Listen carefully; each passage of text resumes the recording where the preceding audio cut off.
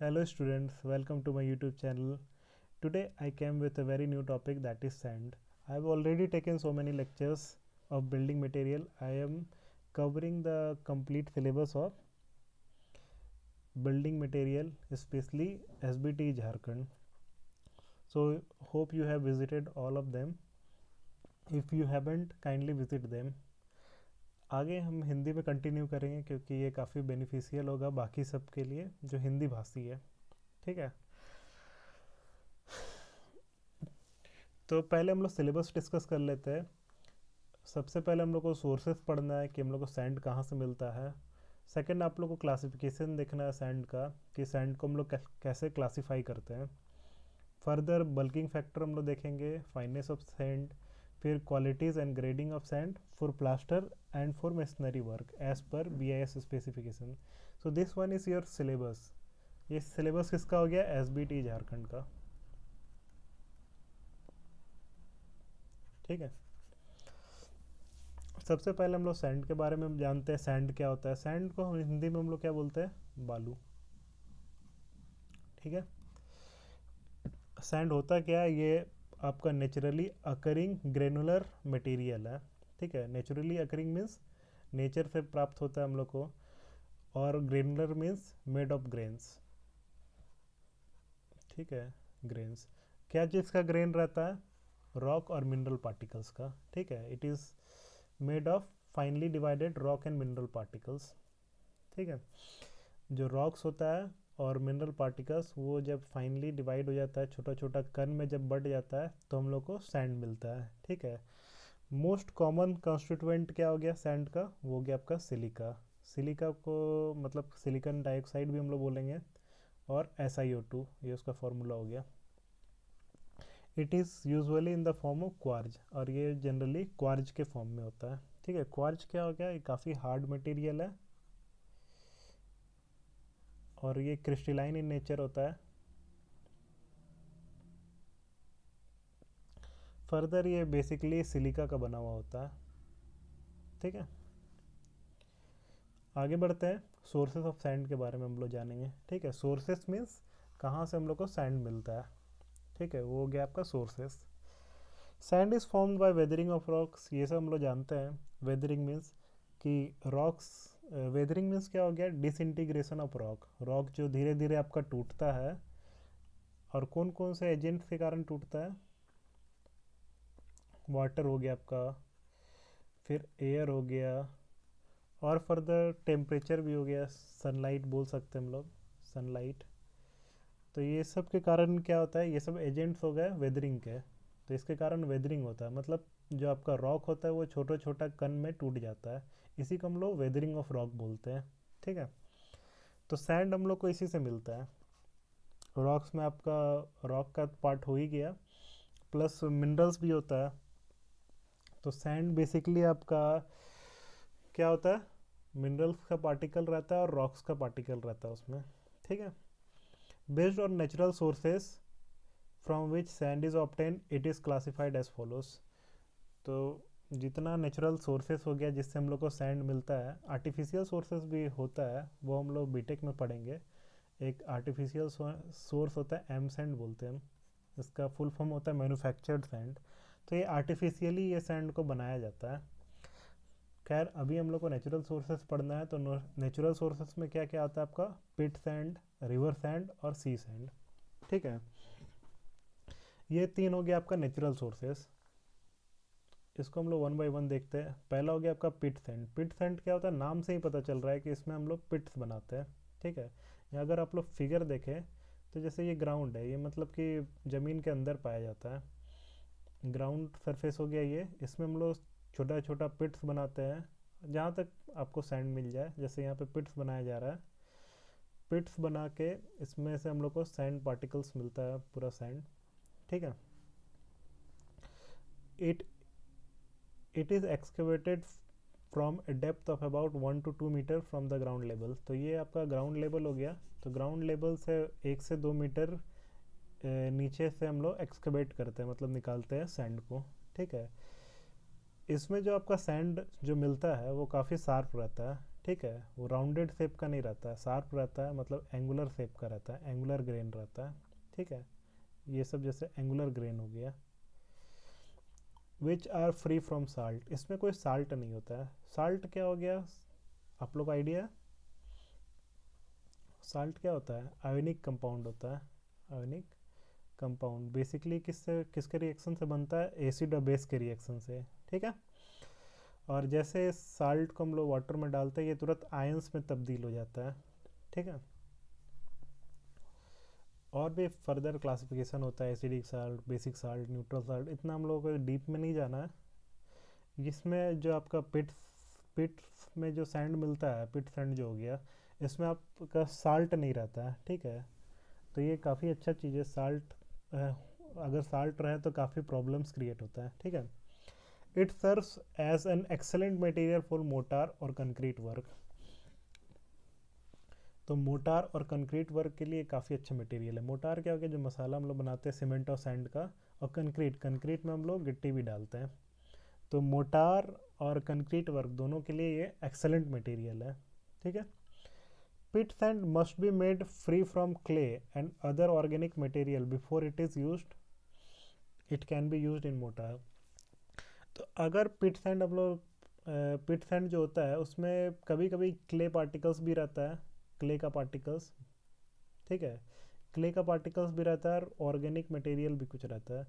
तो हम लोग को क्या करना होता है, इस सबको रिमूव कर देना होता है, उसके बाद ही हम लोग पिट सैंड को यूज़ करते हैं। ठीक है, जहाँ भी हम लोग को कोई भी कंस्ट्रक्शंस वर्क में यूज़ करना है, चाहे कंक्रीट बनाना हो चाहे मोटार बनाना हो, तो हम लोग को ये ध्यान रखना होता है कि उसमें कोई क्ले पार्टिकल्स नहीं रहे या फिर ऑर्गेनिक पार्टिकल्स नहीं रहे।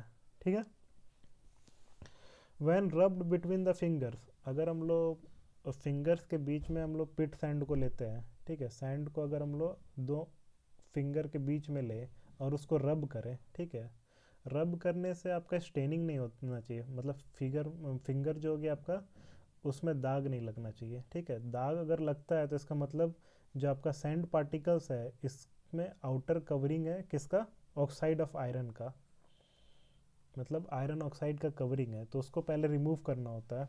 ठीक है, नहीं तो वो भी प्रॉब्लम क्रिएट करता है। ये सब पिट सैंड का फिगर है, यहाँ पे आप देख सकते हैं कैसे पिट बना बना के सैंड को निकाला जा रहा है। ठीक है,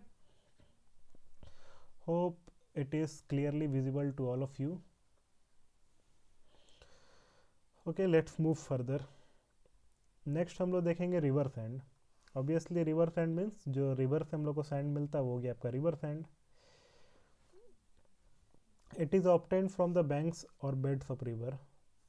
तो जो बैंक हो गया, बैंक मतलब किनारा, जो रिवर का किनारा हो गया, उससे हम लोग को सैंड मिलता है, या फिर बेड्स मतलब रिवर के जो नीचे का बेड जो है, जहाँ से पानी फ्लो हो रहा है, वहाँ से भी हम लोग को सैंड मिलता है। ठीक है, इसमें आपका ग्रेन्स जो है काफ़ी राउंडेड होता है, मतलब इसका जो ग्रेन्स रहता है वो एंगुलर नहीं रहता है, जैसे हम लोग पिट सैंड में देखें, इसका ग्रेन्स आपका राउंडेड रहता है। राउंडेड क्यों रहता है? क्योंकि ऑब्वियसली पानी के साथ बह रहा है ये। ठीक है, पानी के साथ बहता है तो क्या होता है, ये आपस में टकराता है, और ऐसे ही बहते बहते जाता है, टकराते टकराते ये क्या होता है, इसका शेप जो है राउंड टाइप का होता है। इधर से ज़्यादा रगड़ने के कारण क्या होता है, ये राउंडेड शेप का हो जाता है। ठीक है, और ये आपका काफ़ी क्लीन कंडीशन में होता है, इसीलिए इसको वाइडली यूज़ किया जाता है सब पर्पस के लिए। ठीक है, मतलब रिवर सैंड भी काफ़ी अच्छा रहता है फॉर कंस्ट्रक्शन पर्पस। ठीक है, the river sand is almost white in colour, ये काफ़ी वाइट इन कलर रहता है, जैसे कि आप देख सकते हैं यहाँ पे ये सब रिवर सैंड है।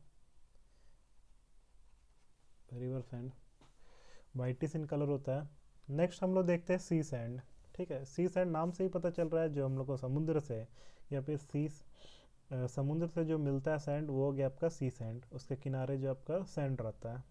ठीक है, it is obtained from sea source. The sea sand like river sand consist of fine rounded grains. इसमें भी रिवर सैंड में जैसा था आपका राउंडेड ग्रेन्स, इसमें भी जो आपका ग्रेन्स रहता है वो काफ़ी राउंडेड रहता है। ठीक है, ऑब्वियसली इसमें राउंडेड ही रहेगा, क्योंकि आ रहा है क्या, रिवर से ही ना सैंड आता है यहाँ पे। ठीक है, the colour of sea sand is light brown. तो यहाँ पे जो सी सैंड का जो कलर होता है ये क्या होता है, लाइट ब्राउन रहता है। The sea sand contains salt, लेकिन इसमें एक प्रॉब्लम है कि इसमें साल्ट रहता है, ठीक है। पिट सैंड जो था उसमें साल्ट नहीं रहता था। तो दिस साल्ट अट्रैक्ट मॉइस्चर, अगर साल्ट रहेगा तो काफ़ी प्रॉब्लम क्रिएट करेगा, क्योंकि आयोनिक कंपाउंड है, तो वो क्या करता है, मॉइस्चर को अट्रैक्ट करता है फ्रॉम द एटमोसफेयर, एटमोसफेयर से। और इसीलिए हम लोग अगर कंस्ट्रक्शन में ऐसा सैंड को यूज़ कर देंगे तो ये करेगा, मॉइस्चर को एब्जॉर्ब कर लेगा, जिसके कारण क्या होगा, डैम्पनेस आएगा, इफ्लोरेसेंस आएगा, मतलब उसका कलर ख़राब हो जाएगा। डैम्पनेस मीन्स डैम्प जो है आपका कंस्ट्रक्शन वर्क जो भी हो रहा है उसमें आराम से एंटर कर जाएगा, और पानी जहाँ पे एंटर किया वहाँ पे स्ट्रेंथ को क्या कर देता है, एकदम ख़त्म कर देता है। तो इसमें बड़ा दिक्कत है, इसीलिए इसको हम लोग उतना यूज़ नहीं करते कंस्ट्रक्शन में। बेसिकली खाली बेसमेंट का फिलिंग में यूज़ होता है आपका सी सैंड जो रहता है, और ये पूरा वर्क को डिसइंटीग्रेट कर देता है। ये सब प्रॉब्लम है इसके साथ, क्योंकि साल्ट इसमें रहता है। The sea sand also retards the setting action of cement, तो जो सेटिंग एक्शन होता है सीमेंट का उसको भी रिटार्ड कर देता है। रिटार्ड कर देता है मतलब टाइम बढ़ा देता है, जो जल्दी सेट कर रहा था और लेट से सेट करता है, तो ये भी प्रॉब्लम है।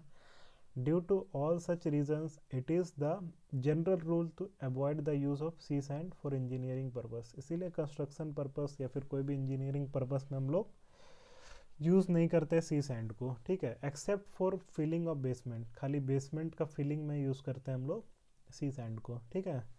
It is however be used as a local material after being thoroughly washed to remove the salt, लेकिन इसको अगर हम लोग थोरोली वॉश कर दे, मतलब साल्ट को पूरा हटा दे, तो हम लोग लोकल मटेरियल के रूप में इसको यूज़ कर सकते हैं, ठीक है।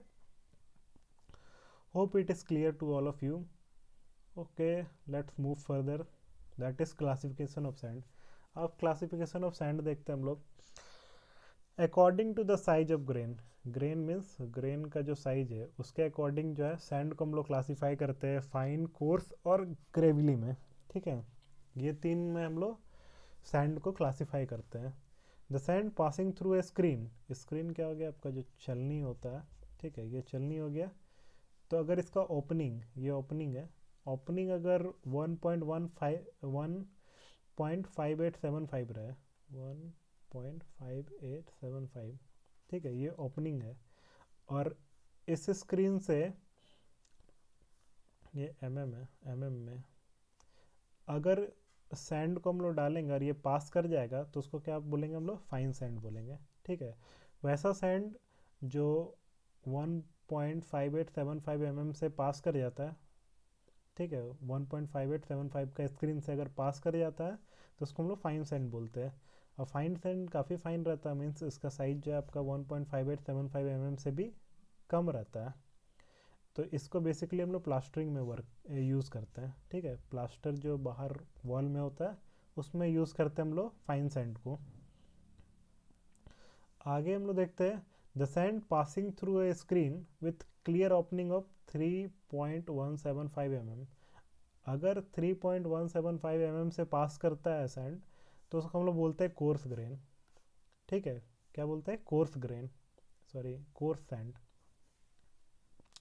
It is generally used for machinery work, तो जो सीमेंट और सैंड का मिक्सचर होता है, मोटार जो होता है, उसमें ये यूज़ होता है, सीमेंट प्लस सैंड का जो मोटार होता है, मोटार, ठीक है। इसको हम लोग ब्रिक्स के बीच में जो यूज़ करते हैं, दो ब्रिक्स के बीच में जो मसाला यूज़ करते हैं, सीमेंट सैंड का पेस्ट, इसमें यूज़ होता है आपका कोर्स ग्रेन, ठीक है।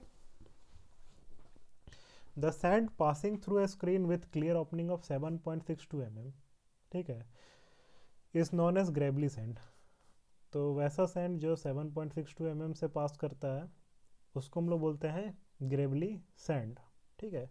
It is generally use for concrete work, तो कंक्रीट का जो भी वर्क होता है इसमें आपका ग्रेवली सैंड यूज़ कर सकते हैं हम लोग, ठीक है। कंक्रीट किसका मिक्सचर होता है, cement, sand and coarse aggregate, ठीक है। तो कंक्रीट का वर्क जो होता है उसमें हम लोग यूज़ कर सकते हैं ग्रेवली सैंड को। Okay, this is all for today, hope you have liked the lecture. liked the lecture. Thank you for listening. This is all for today.